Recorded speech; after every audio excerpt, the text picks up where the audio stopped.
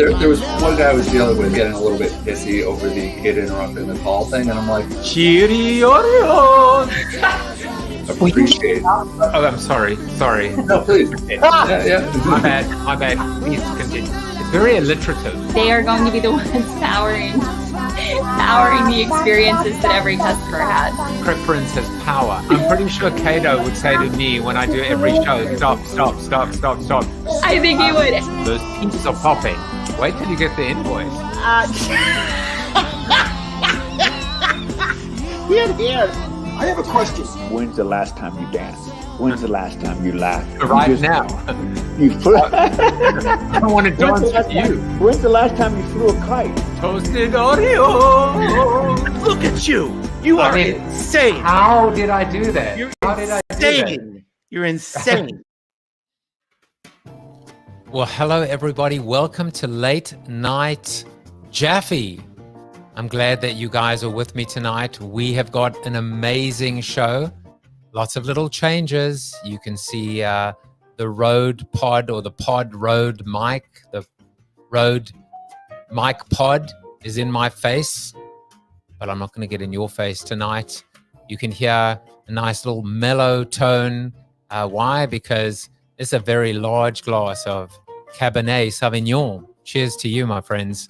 I am excited for a wonderful show. Stephen Rubin is here. He's watching. He doesn't care whether this is at 12 noon or 9 p.m. or 3 in the morning. And Bob Farnham says, I am insane. I am indeed insane. Let's get the show started. Jonah is back. I'm glad you are here, my friend. It is Monday night, and it is a night to celebrate fat blogging with you guys. 3 pounds I lost, another 3 pounds in 1 week. I'm down to 179. I started at the beginning of 2020 at 205.5, and I am going down. I will not stop until I hit 0. Just kidding. But I am enjoying just getting more and more into shape and being very regimented with respect to intermittent fasting, with respect to Peloton, with respect to black coffee in the morning. So that's a little bit about my fat blogging. It is National First Contact Day. So it is a day, if you are a Trekkie, to really celebrate at least the idea of first contact. But maybe it's an opportunity for you to celebrate contact with a friend. Maybe it's long lost contact. Maybe it's someone that you haven't seen in a while. Is there intelligent life out there? That is another story for another day. But, you know, we live in hope. We certainly don't see intelligent contact sometimes in corporations and even in governments. So we may as well look to the stars. Quick update on the Jaffe coin. It continues to increase. I think it's dropped a little bit, but it was 267 today. It is nothing compared to the ADHD coin, which we will talk about later tonight. But, you know, it's amazing. And I've now created a deep link for people that want to come onto the show, ask a question, comment on the show, and actually do a little bit of a cameo on the show and maybe promote themselves as well. It's 10 Jaffe coin, and it doesn't matter what happens to the price of the Jaffe coin, it's going to stay 10 Jaffe coin. So as the price increases, the actual appearance will increase as well. Does it pay to actually invest now? Maybe let's not use the word invest, but let's just say contribute to the community. The answer is yes. As simple as that. Well, today we're going to, in fact, Monday, Tuesday, Wednesday, we've got a Fanzo, Lake and Lunsford sandwich, a beautiful three-peat of 9 p.m. Eastern Daily Time and apparently 1 Eastern Standard Time guests. And then, of course, Sharice, Conan, and Johnson comes in on Thursday. I'm just so super thrilled to start doing the show at night. But I'm even more thrilled to have Fanzo himself. Sometimes I call him Brian. Sometimes I call him Brian Fanzo. He's a futurist keynote speaker, and he's just a hell of a good guy. And he's going to be in the studio shortly. In fact, he's in the green room right now. Lots and lots of birthdays. Let's go through them quickly. There's Henry Johnston. There's Daniel Honigman. There's Alison Warmark. David Guzek. Today on Facebook, Gavin Galansky turns 50. Happy birthday, my friend. And Melanie Strout over there. And then LinkedIn birthdays all the way from Friday. There's Mark Langford. There's Chris Hamer. There's Nina Kaplan, Tony Park, Mark Cohen, Chris Hogan. Happy birthday to all of you. Well, let's get into the seated soliloquy. And of course, as you know, especially if you are regulars of the show, the seated soliloquy is always a little bit connected to my guest. And so tonight is called Scaling Intimacy. Yes, it's the second time I'm quoting myself today. Earlier was in a Clubhouse room, which I realize is one strike from becoming a full-blown narcissist. So here goes nothing. How do you automate intimacy? How do you scale humanity? I've used that phrase several times when helping brands come to grips with a changing world, and in particular answering the question, how do we become more social? My acronym was an ironic one, as I used a word that brands love so much, but with a very different twist: reach, responsive, empathetic, accessible, connected, and human. My guest tonight is a walking social brand, Fanzo.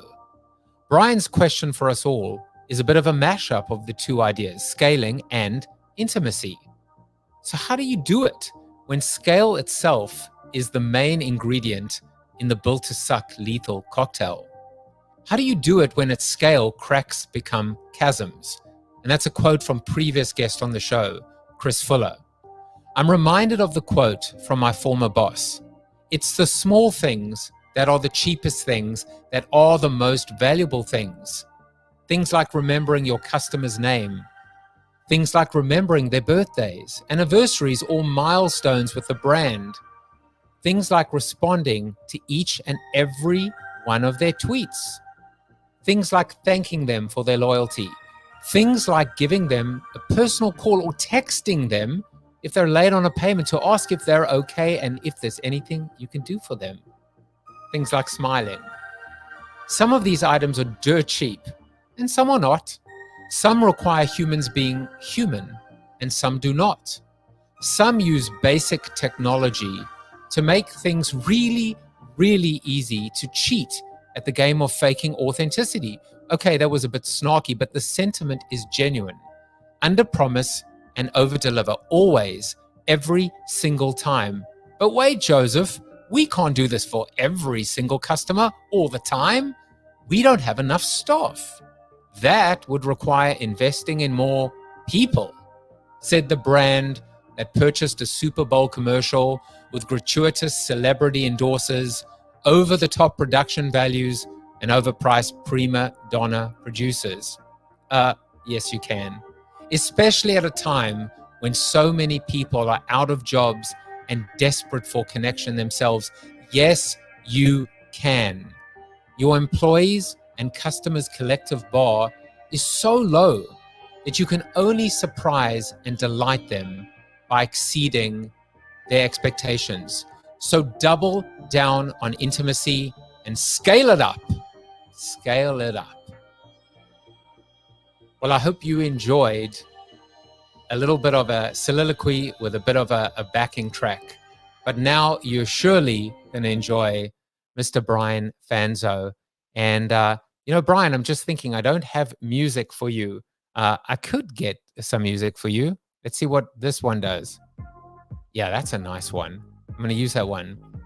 Brian Fanzo inspires, motivates, and educates businesses on how to leverage emerging technologies and digital marketing to stand out from the noise and engage with customers of all ages.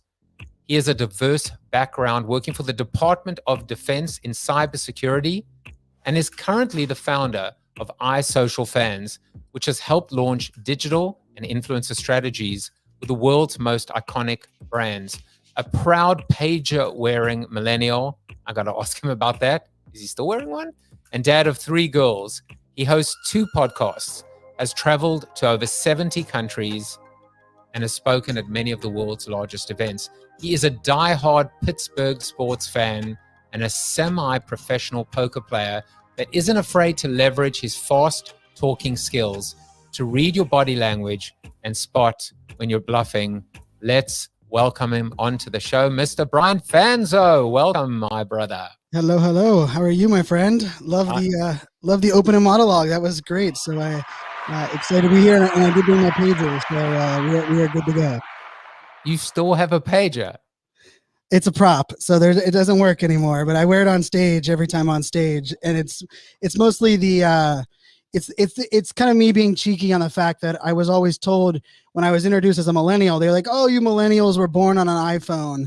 And I was like, well, actually, I had a pager in school, and I actually got suspended from school because I had a pager in high school. And at the time, they only thought kids with, were drug dealers had pagers. So I always say I'm a pager wearing millennial, just to give context that those millennials like myself, I turned 40 this year. So I'm like right on that cusp.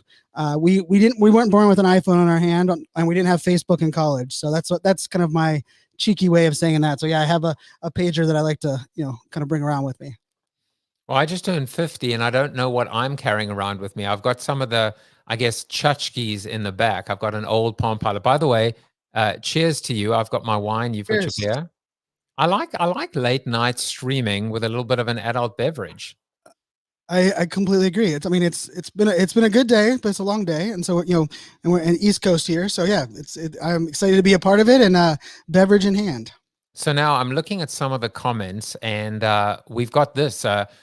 From a Brian Fanzo who said he's excited for this tonight. And apparently he's also excited on YouTube.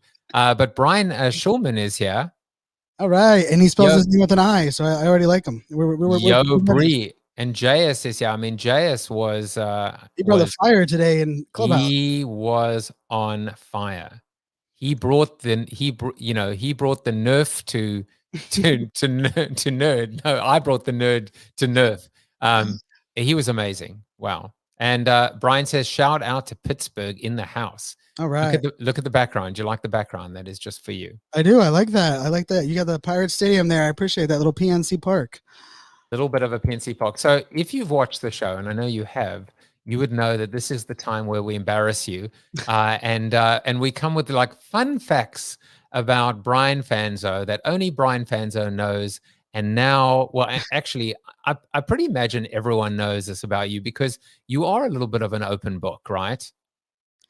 I am. I in many cases more transparent than most would realize. How many people know about this one? That they might not know about. That is quality.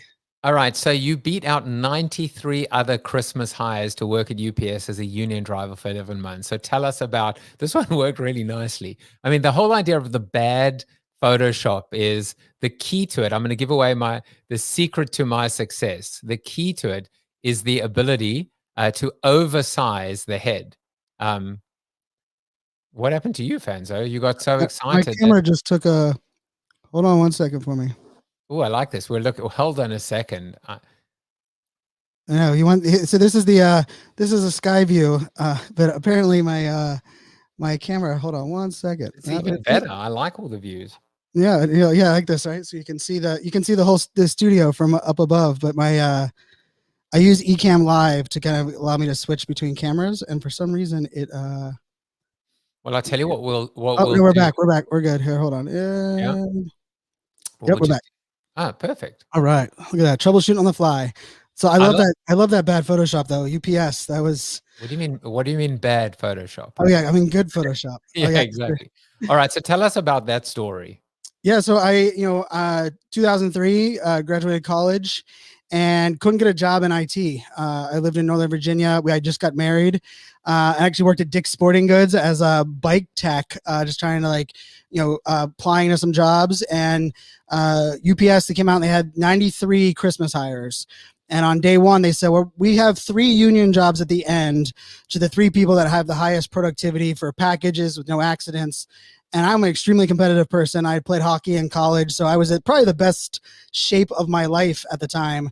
And little did I know, UPS was the most workout I've ever done in my entire life. You want to talk about productivity and efficiency? They knew how long every package was, to go from, pulling up to taking the key out of the ignition, getting it from the back, putting it on the shelf. And so I was competitive. And so I ended up getting, I was ranked number 2 at the end of Christmas, and I was offered one of the union jobs. And I tell you what, I made really good money, worked my tail off, and the Christmas money was good, but I was making really good money for that job, and I worked it for about 11 months. At UPS, I wore the short brown shorts. I was in great shape. I would take on 12 hours worth of packages and get it done in 8 hours, and they would pay us time and a half for the extra time that we spent. So I was hustling using that, college lifestyle, and it was definitely, I'm very thankful for it. It was an experience I would have never imagined I would have had, but it was a great 11 months. So one thing that I've learned from doing these little fun facts is you always learn something about the person, and you always see how that influenced or impacted them in their lives and in their career. So already I've picked up in what you said, there was this super efficiency, almost this science to clearly logistics, which you would imagine. Was there a similar kind of efficiency impact on you in terms of how you ended up living your life and professionally? And I know, for example, from your marathon room that we both participated in on the weekend, that you are being quite meticulous and efficient, even about Clubhouse, in terms of taking notes, in terms of keeping a spreadsheet. So can you trace that back to this UPS job? So that's an interesting connection. I'm ADHD. So I was diagnosed ADHD at 31. So when I was working at UPS, I had no idea of that, underlying superpower or limitation. But I would say UPS taught me the value of data and how you could use this data to increase your output. And I've always, I could say, in college, as much as I was I was in computer science because I really wanted to be, my goal in life was to be a Sports Center anchor. That's what I really wanted to be. But no one really told me I had to be good at journalism, and there was a lot of writing, and I'm not a grammar person at all. And I quickly had to change my major from journalism to computer science. But I really I liked using computers, but I wasn't into database and programming. And so I think for me, now that you say that, the UPS job was the idea of connecting some of this data into the real life and figuring out, and I started to analyze the routes, and I was like, this, they would be like, Brian, that guy's route, he's been on there 9 years, and he has the most proficient route. And I was like, well, actually, if he was able to run these packages on this side, and I would start to use that. And so to your point, part of what I've learned with my ADHD is I have to do certain things that either allow me to increase my focus or allow me to keep my head clear so that I can stay as, operating as I can. And some of them are taking, a lot of notes, being very methodical and being very strategic. So yeah, there might be a connection there. I don't think anyone's ever made that connection, but it was without question the first time in my life that I realized that if I could be better at the data analytics, well, that's not true. I played college hockey, and I was not the most talented player on the team. I was actually the very first time that someone was awarded the captain on the third line. So I had third line talent, but I was looked at as a leader on the ice and off the ice. And part of it was because I knew that I could be in the right place at the right time. I couldn't outskate anybody. I couldn't outplay. I didn't have, the massive skill set, but I learned quickly I was a left wing hockey player. I went to Radford University, a small school, just south of Virginia Tech, 11 miles south of Virginia Tech out here in Virginia. And it was one of those times where I realized quickly that I didn't have to work harder. I could work smarter than everyone on the ice. And I can tell you at UPS, that's what I did as well, is I leaned in and was like, wait, I remember looking at this giant sheet, and everyone else was like, oh, I got to deliver the most amount of packages. And I was like, well, actually, it's a percentage of, if you take more packages, how efficient are you with the extra packages on your load? And so I didn't think of it now until you've said this. So great job on that. But I think I can connect those dots now that was probably the first time I put it into action, and I was rewarded for it. And as someone that struggled really hard through school, and I mean struggled through school, I tell this story a lot, but my sophomore year in high school, the guidance counselor was like, what do you want to do? This was at the end of the year. What do you want to do after high school? And I said, you know what? I want to go to college. And he kind of laughed. And I know counselors shouldn't laugh, right? But he was like, Fanzo, you have a 1.8 GPA. Like, what do you mean you want to go to college? And I remember being like, well, what do you like? I have perfect attendance. He's like, you're going to have to get better grades to go to school. And thankfully the school worked with me. The teachers, I actually got put into like, I got a D in 11th grade English, and I got put in the 12th grade AP English because the teacher was, and her name is Mrs. Peterson. We're Facebook friends. So shout out to Miss Peterson, but she realized that like I struggled reading and comprehension. And so she was like, actually AP will take advantage of the things that you do best. And so for me, struggling through high school, believing that like, because I didn't know I was ADHD at the time, believing that, oh, once I go to college, this will all click, right? Like it'll be like everyone else, that like, it'll come easy. And, you know, like I loved college. I just didn't like class, right? I was president of my fraternity. I was captain on my ice hockey team, and I was hyper involved in school, but I struggled really hard through, school. And so the interesting thing was the last time I struggled in something I was doing was school. Everything I've done in my career, I've found a way to be successful in, and UPS was definitely the first, step in that direction. And look, I mean, nothing more in terms of being in the right place at the right time. There are two great ones. Clearly, the great one, Wayne Gretzky, always skated to where the puck was going to be, and then the other great one, Fanzo, was always in the right place at the right time, and probably no more so than social audio, drop-in audio, Clubhouse, and no doubt we'll talk about that a lot. We're doing an after show in Clubhouse, but I love how you see that everything that happens to you in your life informs you, even whether it's consciously or subconsciously. And specifically when we talk about, the struggles, the adversity, the failures, the dead ends, every single thing, if we look at it that way and if we use that way, informs us and forms us. I shouldn't say not even informs, but forms us. So something else we learned about you is clearly, I mean, you're an extrovert and you're social, but you hate small talk. And I even saw a little bit I loved it, a little bit of impatience from you today. You were not, you were definitely selling Nerf as opposed to buying Nerf, this idea of them having a chief TikTok officer, but you do everything in your power to avoid talking to people on planes. And so we actually managed to get this little, we had to go into the archives though, Fanzo, because no one's way been back on in a the day plane. when we did that traveling thing. No one's wearing, and so like, I have to tell you, I hate talking to people on planes unless we're both drinking heavily. But I hate it. It's my time. It's my time to watch, Netflix and just do my own thing. And I just can't do it. So I'm with you on that one. Even what would happen if you and I were sitting next to each other? Well, the funny thing about that, the weird thing, because I'm very extroverted, very outgoing, and like just life, but like I don't like forced conversation. Like if the conversation is going to start with how's the weather, or are you doing this for business or pleasure, I would rather put my head through the wall like that. Like and I've always been that way. And it's funny because people will, maybe someone will run into me on the airplane, or someone will learn what I do for a living. And I'm like, oh, I'm a podcaster. I do a lot of live streaming. I'm a futurist, and I'm a professional keynote speaker. And they're like, you didn't want to talk to me on the plane. And so if someone initiates conversation, I'll have the conversation, but I get on the plane with like giant headphones usually. And half the time they're not even on, but I put them on my head just so people don't start the awkward conversation.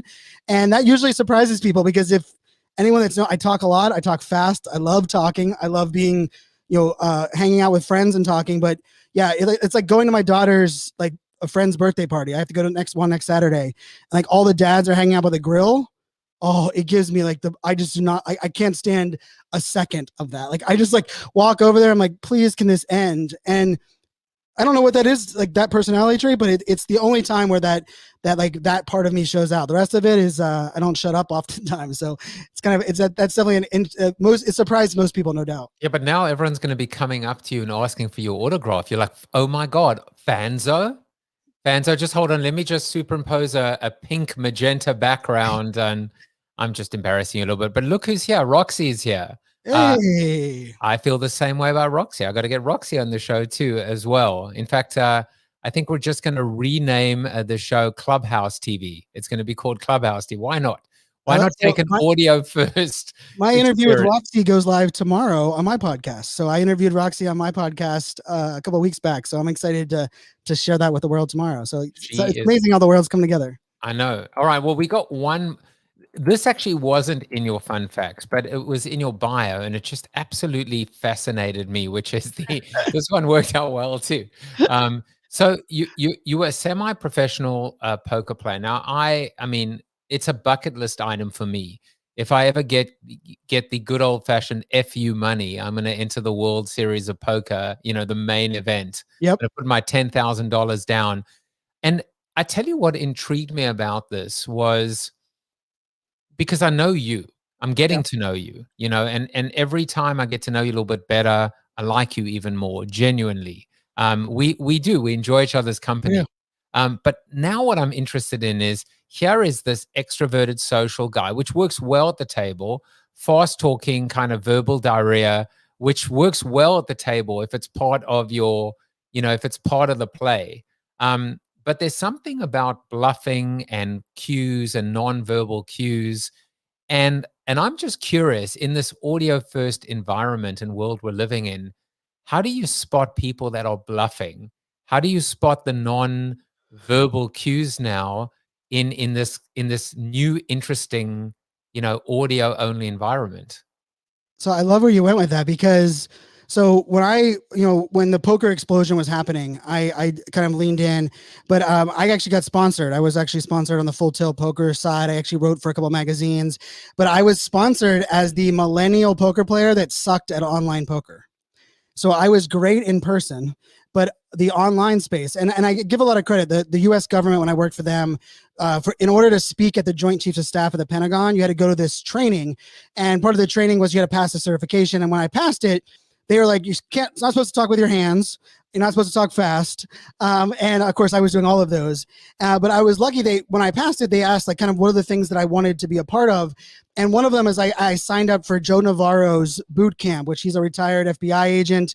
And I did 4 days of his boot camp studying nonverbal cues. And it became like, I could spend 18 hours at a poker table.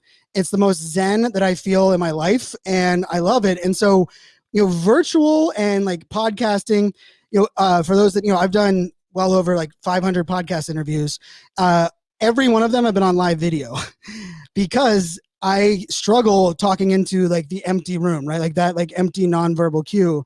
And so social audio, like this great Clubhouse and Twitter Spaces, and soon to be like LinkedIn, whatever they're going to call it, LinkedIn Lounge or something. For me, Lounge. There was an interesting element where I quickly realized that I needed to adapt my environment to be my best self. And so when I'm on Clubhouse, I'm on my feet the entire time. Like I do not, every single time I unmute, I am on my feet. I'm walking or I'm standing up, because I think it's me kind of counterbalancing the fact that I don't have those nonverbal cues. Because I will tell you, I get away with a lot on stage as a speaker because I can read the audience. Like I will say, like every story I tell on stage, I have two versions, a 5-minute version and a 2-minute version. And I have no idea which one I'm going to do until I'm reading that audience. And if all of a sudden I see that they're nodding their heads and leaning in, they want more, okay, now I can change it up. Or they're like, you know, they're kind of nodding their heads, but they're leaning back in their chair, their feet are up. Okay, they're kind of agreeing with me, but they're not sure what I'm saying. I need to lean into that story. So I've always it's been my superpower. Like I was sponsored to play poker, and they would fly me, and I would have the patch on my shirt for like online poker sponsorship, but I played in person. And it's, you know, for me, that is definitely something with, you know, virtual speaking. You know, I did 74 speaking gigs last year virtually. And then with this social audio, I really had to use everything else because I wasn't getting that verbal, nonverbal cues. But, you know, like, I mean, we've done so many hours together. You know, one of the things that's nice is having like a back channel or a text and be like, oh, that was a great comment, or here's a link to what I shared, because you almost create your own little feedback circle. But it's definitely interesting. Social audio definitely is pushing the envelope on how we can deliver our message without any cues in a way. And I think just like poker, right, there are tells. Yep. And some of them are obvious, like dear me, right? There are certain ones in Clubhouse that are obvious tells, and then there are probably ones that are a little bit more subtle. But if I was to ask you, do you think based on first impressions, do you think that you've been able to read people even in this audio first environment? And my follow-up question to that is, how often from those first impressions were you in fact right about those initial gut reactions? So I would say yes, I do a pretty good job on that. I think a lot of it comes down to the cadence, right? The cadence and tone, being very sensitive. I am, being ADHD and I'm medicated. One of the things that I'm very blessed with is that when I am focusing on something, I become hyper aware of my surrounding. Like poker table is amazing because people always ask, like, what's the tell, Brian, that we all have to watch out for? And I was like, I just watch your feet. And they're like, did you just say watch my feet? We're at a poker table. And like your feet are the number one thing that you give away no matter what. It's the furthest from your brain and your heart, right? So, but it's also the thing, like you can just watch someone's shoulders and how they kind of, if they're tapping their feet or where they tuck their feet. And so for me, being that hyper aware, like I'm even, for me, I try to even, what is the first word someone says after I'm done talking, right? Like, because you can judge a lot about what you just said based on what someone is replying with, so that next time, like, was it too long, was it too short? And I know I'm long-winded to begin with. I never shied away from that. My entry and on my profile, it says I talk fast and I tweet faster. So I always joke, like, if you listen to my podcast, don't listen to it at 1.5 speed. I sound like Mickey Mouse, like because I talk so fast. But that is something that I've been very blessed, that I feel like I can read the room, read the people. But I will say part of that I found interesting, and this is me getting vulnerable. I've had a couple sips of beer, but I've had, well over 20 people comment on Instagram to me and say, Brian, I've followed you for a long while. I've heard good things. But it wasn't until Clubhouse that I realized you weren't full of crap. And that was, to me a little bit, at first it was like, well, first of all, I like the feedback because, but for them, there was a lot of like, Brian, hey, you got a lot of content, you're doing a lot of things, you got a lot of things going on, but they kind of looped me in on like that marketing bubble of a lot of people that are, kind of throwing a lot of things out there. And one of the things I noticed on that was people were like, once I could hear your passion and your, caring in your voice, all of a sudden I realized all these years I was following you on Instagram, I was judging you incorrectly. So for me, I wouldn't say that I'm pretty good at getting that first impression and reading people correctly. But I will say, thankfully, Clubhouse has helped maybe demystify some of the impression that others had of me, which is kind of, it's good feedback to know, right? Because I think you don't know how people are accepting you until they're willing to give you that feedback. So it's been an interesting journey. I love that. And that's actually the first thing you typically say after someone talks, which is you validate them. You affirm them and you validate them. And by the way, I was freaking out there. I was thinking, what the hell am I going to say after he's finished talking? I'm just going to keep quiet. Well, if you've watched the show, you know that there's always a quote. And this is the quote that I found for you that actually talks a little bit to this idea of intimacy. And so this is the quote. And it's funny because this is a quote on intimacy, real intimacy. The deepest moments of intimacy occur when you're not talking. And that was Patricia Love. And I thought to myself, even though we're talking about most likely intimacy between two humans and in a romantic sense, we probably could learn a lot about this quote in reference to how we communicate professionally, how we communicate through social audio, but the power of silence, the power of pause, and the power of listening. And, for me, that's been one of the biggest areas of growth from a maturation and even just a communication standpoint over the last year in particular. It's, I would say it's probably the thing I care about more than anything else is that, we talk a lot about everyone having a voice, right? I think 2020 taught us so many lessons in life on the importance of using our voice, right? I was someone that believed with my whole heart that I was a powerful ally, but I was not vocal in places that I know I should have been vocal now. And for me, that when we think about this idea that we start giving everyone a voice, we also have to recognize that we have to at least let everyone know that they're heard.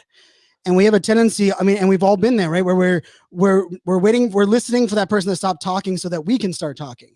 And that's, I do a lot in the ADHD rooms. I probably spend half of my time on Clubhouse in mental health space than I do in the other spaces. But one of the things that I know is a struggle for a lot of those with ADHD, and I'm blessed that that wasn't one for me, was that I do a lot of sticky notes. I have like more sticky notes in my, I have sticky notes around my house that help me with things.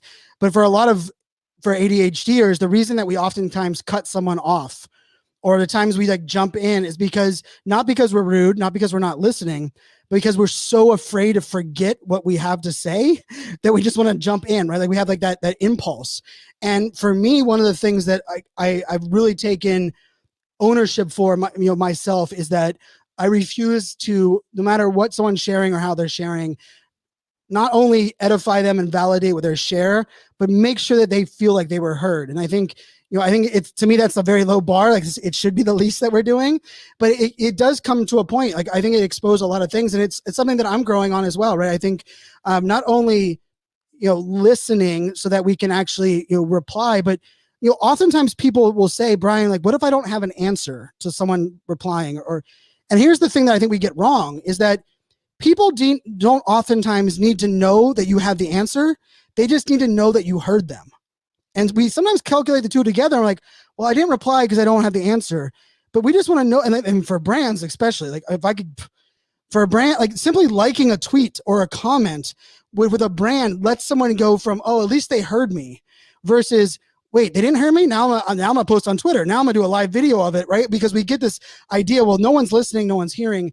And for me, that's something that I've really worked hard to lean into. And, I've even made it a point now in stages where big stages on Clubhouse, especially, if someone isn't validated and they're skipped over, I will jump in over another moderator, over a host to validate that person. Because leaving someone in that state where we've all been there, right? We share, we're excited, we tell a story, and someone's like, thanks. Okay. And now we go over here. And like that feeling to me is crushing. And if I can do my own little part to help people not feel that when they take that urge to share, it's something that I will take on. And you do a great job in your rooms. You do not only a great job of making everybody feel like they're heard, but also making sure that you're directing kind of like the traffic, which, let's face it, some of our job is traffic cop on Clubhouse, but it is a work in progress. And I would say those of us that are spending time on there, without question, we have become better listeners more so than anything else. The whole concept, I mean, it's funny when you think about moderation, and thank you for saying that. I found my authentic voice. I found my place. I'm able to inject a bit of humor, to be a little bit self-deprecating, and to find the balance between my room, my show, and the exact opposite of the extreme, which is not about me.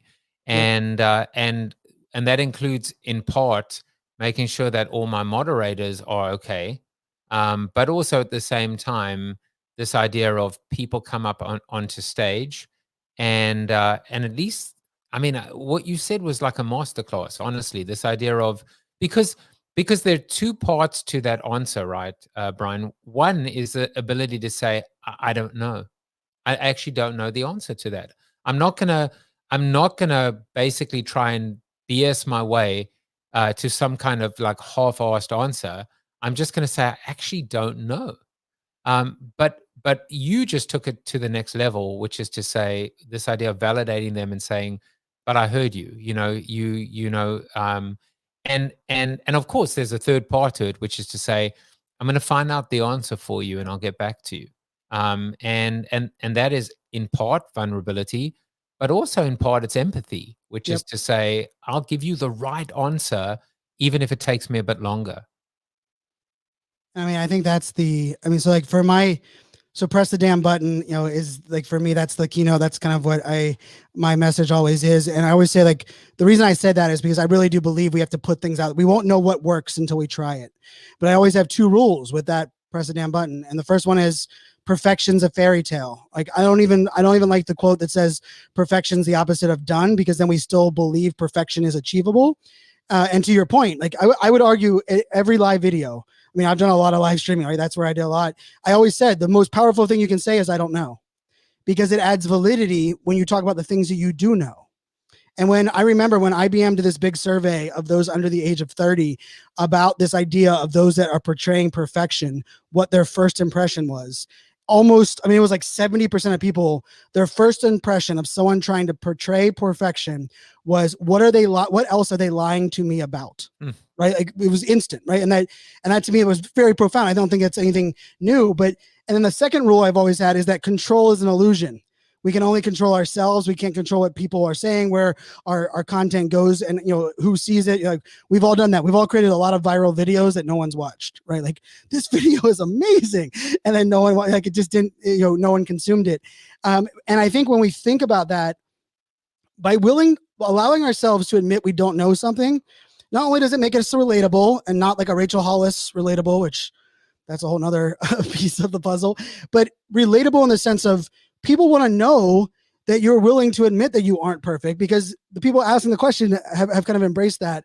And I think that also goes as far to, sometimes we're afraid to acknowledge or support someone because we're afraid to get exposed that we don't know something.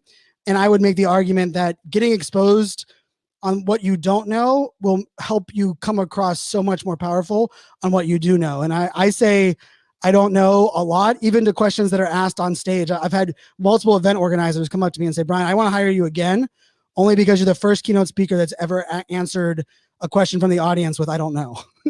And I was like, I'll build on that a little bit, because I want to add another element, which is, this is on the subject of scaling intimacy. But clearly there's a massive word. We're talking about empathy. We're talking about humility. We're talking about, vulnerability. But the fourth piece of the puzzle is trust.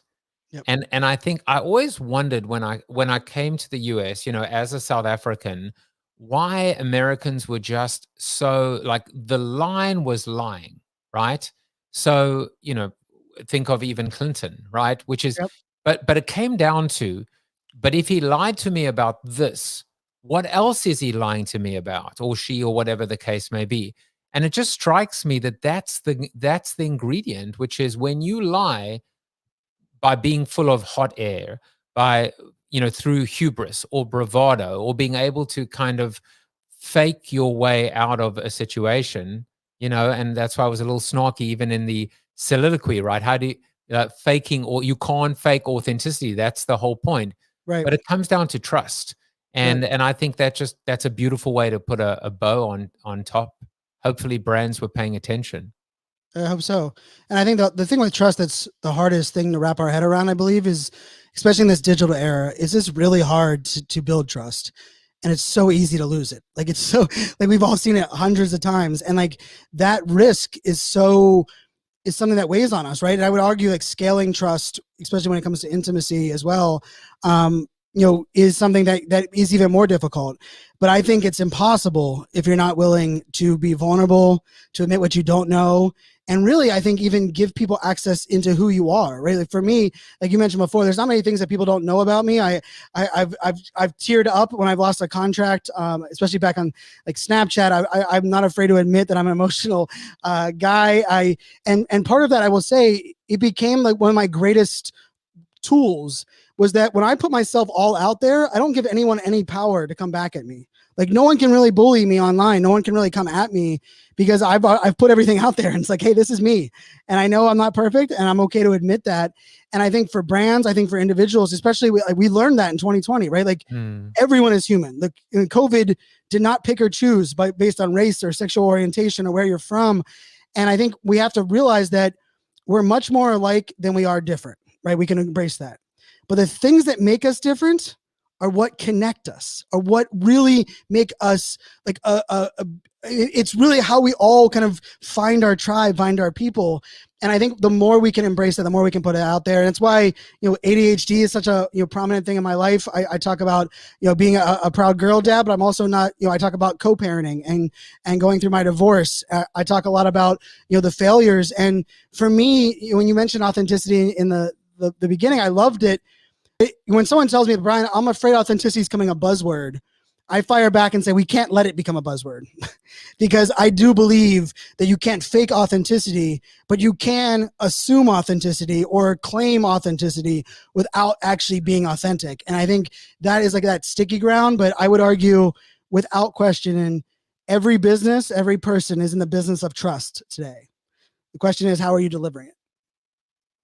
Oh, you just said so many things there that I just, I was taking feverish notes because, first of all, I've been on this like mission lately where I just get so irritated when people say, don't mention the P word, pivot, right?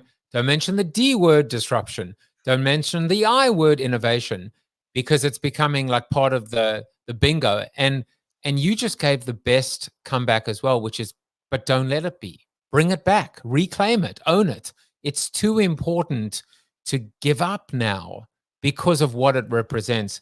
So I love that. And then the other thing that you said is the things that make us different connect us. And it's a very, very subtle flip. I heard this actually on the show that, we always talk about differentiation, but that's not what attracts us to a brand. Because differentiation is the brand being different from another brand. What connects us to a brand is the sameness. Yes. Is the thing that we see of ourselves in the brand and of the brand in ourselves. And so I just love those 2 points. And Stephen Rubin said, for those who may not be fully awake, Brian Fanzo woke us up. And I think he's being a bit of a wordsmith as well. Michael Fox said, not all moderators are created equal. Thank you for being aware of the in-room dynamics. And Charles Coachman said, you both are amazing. I think he counted you twice. But I like to see people's expressions when I speak with them. So I just find Clubhouse difficult to deal with. But I think if you were listening to Brian like I was, you start to, and Fanzo, it is kind of like what happens when someone is, visually impaired or hearing impaired. And that's obviously the wrong word. I don't know what is the right word, challenged, or that. I don't think that's the right one either. I'm not sure what the right one is. I mean, my mom was born deaf, and I guess the term is hearing impaired. But what happens is the other senses are heightened. Yep. And in your case, I think it's more superpowered. I think maybe that's the right term. When you are audio superpowered, when you are visually superpowered. But in your case, you've become superpowered, not ADHD superpowered, but you've become superpowered in terms of perceptiveness, in terms of ability to connect with people, in terms of empathy. You are empathy superpowered. And I think, Charles, to your point, it's actually in this environment where all you have is the audio and these little weird visual cues like a flashing microphone that you actually learn how to read people even deeper. You do. And I also would argue we set the tone that we want to receive, especially in an audio app, right? So like there are some rooms, especially the ADHD rooms, where the idea of tapping the microphone to clap is not common practice. They just, there's a lot of people that, because let's face it, it's an odd concept for anyone that doesn't know Clubhouse. Like they put a microphone icon there for us to go unmute and mute. And early on, people started using that to give like the clapping piece. And so what I find myself doing is that I know when I speak, I would like to hear that or see that from those that are around me. Therefore, I'm very aware when someone says something I relate to, I'm tapping that mic. And people will often say, Brian, well, in the rooms I'm in, people aren't tapping their mic. And I'll ask, well, when other people are talking, are you tapping your mic? And they're like, oh. And so it's hard, if we want to set that tone, right? It's the idea, we've all done it, right? Like in a movie theater, the first person that starts to laugh, all of a sudden, everyone's like, kind of like, it starts that chuckle. Can you see right? I'm doing it now, by the way? I do. I like that. I see that you're just doing a beautiful. Innovated in streaming video by tapping the banner. Tap it, tap it, tap it, tap it, tap it, tap it, tap it, tap it, tap it, tap it, tap it, tap it, tap it. What happened there? Tap it, tap it, tap it, tap it, tap it, tap it, tap it. That was interesting. Can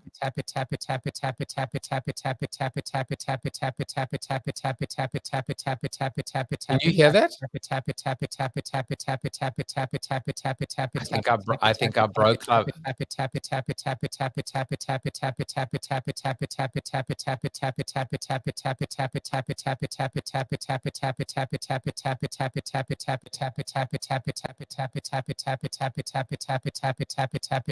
you hear that? So I don't know if that was me or Fanzo. What did you guys hear? I actually broke my own show. So we'll wait for Fanzo to come back. Well, thank you, Bob. Bob, I don't know what happened there. Everything went crazy, and then Fanzo disappeared, and maybe he'll come back. But that was just weird. You see, that's what happened when you actually try and innovate and make it stop. Anne says, "Oh, yeah, tap it, tap it, tap it, tap it, tap it." I know. Well, listen, here's the good news. The good news is that's going straight into the next intro for the show. But yeah, I mean, maybe that just shows that some things are just not meant to happen. So Fanzo, come back. I miss you. And Anne says, Phil, you should listen. He understands hearing impaired. And so we'll wait for him to come back. Yeah, I know that was a weird loop. And I think it was I guess it was my fault because I just started basically, should we try it again? I'll try it again. Tap it, tap it, tap it, tap it, tap it. I don't know what happened. So Fanzo, maybe it was something on Fanzo's side, but come back. Call him. Steven's loving him. Zach says, Joe, you should be a LinkedIn Live OVP product QA tester. I'm in. What is that? LinkedIn Live OVP product tester. I want to. Fanzo, what happened there? I can't hear you. But that was on mute. Now can you hear me? So I'm assuming I broke it. Should we blame me? I have no idea. It was the weirdest. But I will say, once you dropped off video, I could still hear that sound. So I restarted my browser. But I also had to turn off my Roadcaster and turn it on too. That was you were tapping your mic in the video space, and all of a sudden, all hell broke loose. You know what the moral of the story is: don't flash your microphone in streaming video, no matter what time of the night it is. I mean, the beauty of it is 9 o'clock, and if you guys are not drinking, then what the hell are you doing? All right, so. We've got time for one more subject. We'll talk. We're going to do an after show in Clubhouse. But before we do that, I wanted to talk to you about. I think you know what topic this is. This is amazing, right? The rise of the multi-hyphenate. It's more than just being a generalist, right? It is. So just set this up, and because I just find it to be beyond fascinating. I know it's something that you care a lot about. I even found this one, Fanzo, and I don't know what you think about this. It talks about there's the specialist, right? Focus on only one thing. There's the generalist, which is do many things, but with high stakes in one. And then I guess this says the multitasker, which would you define that as the multi-hyphenate, do many things with the same stakes? Yeah, so this is, it's such an interest. This is definitely a passion of mine, and like something that, I've always heard about niching down and finding like your one thing that you could do. And I've tried it multiple times in my career, and it was the worst moments of my career. And, in many cases, for me, the idea of just doing one thing limited my creativity, limited how I kind of showed up. And I will say I have become a great multitasker, even those that believe multitasking is a myth, right? And there is an element where maybe I'm not doing everything to 100%, but I have figured out how to do a lot of things at 90%. And one of the things that I would say in that sense of when we think about multi-hyphenate is that, with the term of, multi-passionate, multi-hyphenate, what was the other multi-purpose, there's generous, a polymath, like there's like this idea. And for me, one of the things I found is that for me to be at my best, I have to allow my freedom to explore many interests, right? I mean, even like people learning my background here, right? Like, I mean, poker is still something I care about. I do a lot in sports. I'm a proud dad.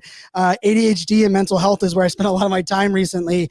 I love studying storytelling. I'm a big Jeep fan. And so for me, part of it was understanding how all of these things fit into allowing myself to be my best self. And I always caveat this by saying, I'm a big believer that if you have a niche or a niche, whichever you pronounce it, you should own it, double down, and make it your thing. I'm a big believer in it. But I believe there's also a subcategory of many of us that either we haven't found ours or we're still exploring, and maybe we don't fit into just one, right? And my club that I host on Clubhouse is called the Misfit Mafia. And it's a shout out to Steve Jobs. For those that are wondering what that stuffed animal is over my shoulder, that's a limited edition, only 100 ever made, Steve Jobs throwboy. As a diehard, my brand is iSocial Fans. That's my company. And iPhone, iPad, iSocial Fans. That's where that name came from. And for me, part of when I think about this, just the idea of being multi-hyphenate, multi-passionate, is that when I allow myself to explore, right, lots of things, it allows me to be that misfit, right? That person that's been told you were broken, you were different, you're the rebel, you're the round peg into the square hole. And once I realized, yeah, I am, and it's okay. And I will oftentimes now look at when someone tells me 8 things they do before 6 a.m. to be a billionaire. My first comment is, well, I'm a night owl, not a morning person, so I guess I'm not going to be a billionaire. But my second comment is, how can I look at those 8 things and extract them to what works for me? And one of those things that I've realized is my ability to have multiple interests and multiple passions and multiple even passive income lanes allows me to show up as my whole self. And I think we all are realizing there are elements of our lives that we've, prior to 2020, I mean, how many executives do we not know if they were parents or kids? And I'll share this real quickly. It was one of the days that shaped me on this journey was when I first shared that when we were pregnant with my first kid, and I shared it very openly. And unfortunately, we found out we had a miscarriage. But before I shared that we had a miscarriage, I had a boss come to me and give me advice. He did the shepherding over my shoulder and said, Brian, you might want to tone down your excitement for being a dad, because there's going to be people that are going to question your commitment to being an executive. And I fired back. I remember being at 14 years old, the thing I wanted to be when I grew up was a dad. And my dad was, I'm very blessed that my dad was is to this day a very prominent role in my life and someone I looked up to, and I always wanted to be a dad.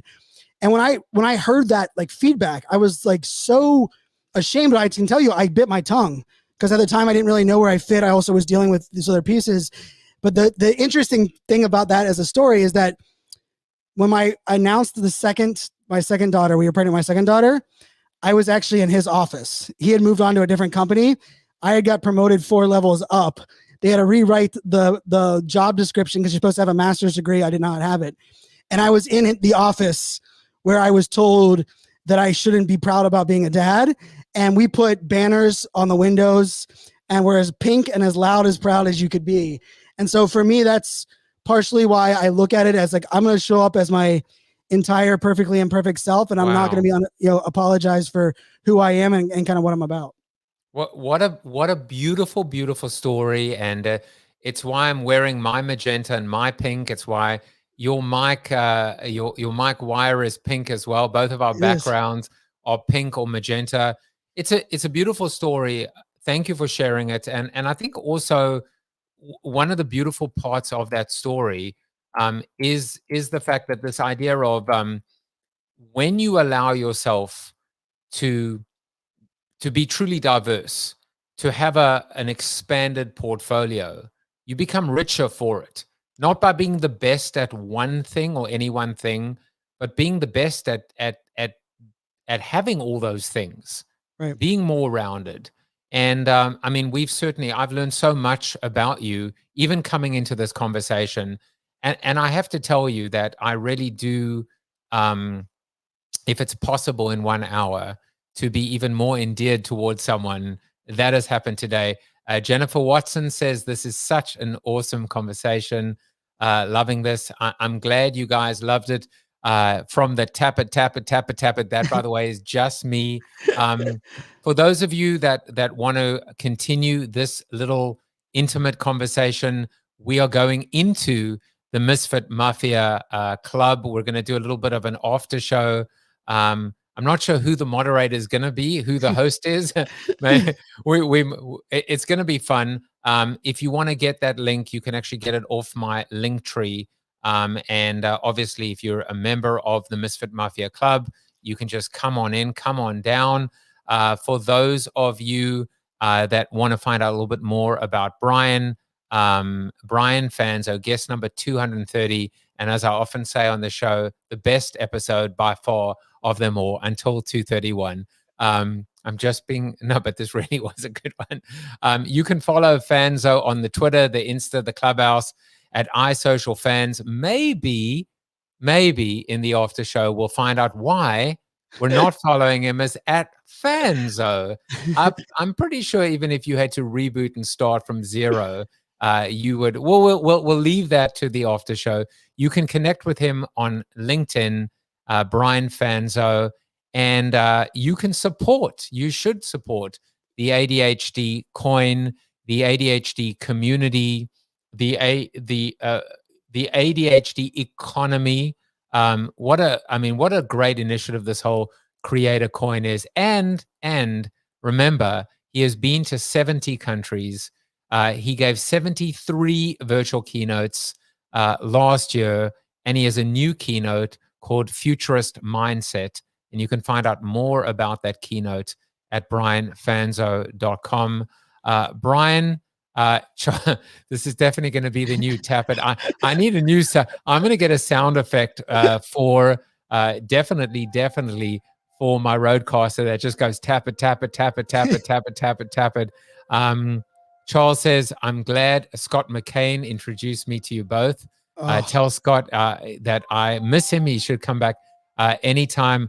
Michael was looking for the mic button to applaud, but no luck. Great conversation. Anne says she wished she could, but she doesn't use iPhone, but maybe her husband will. I think I've just got to do one more. She said, Raw, what a wonderful, wonderful father. So I think we're good. Brian? Yep.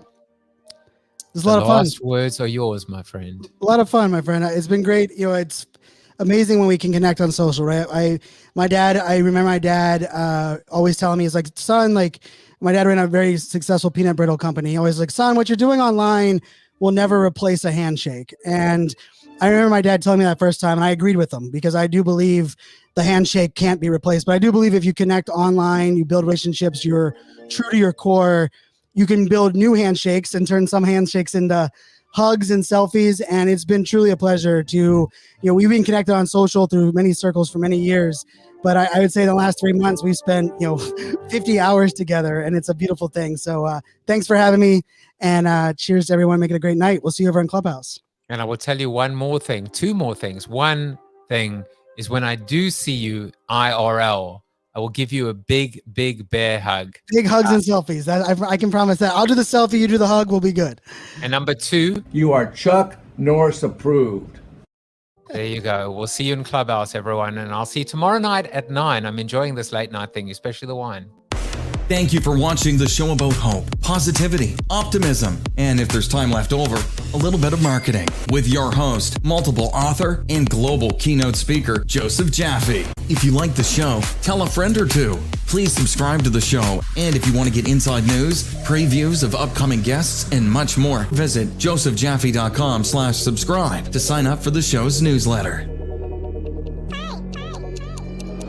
And despite the best ministrations of your wife, you still look ugly.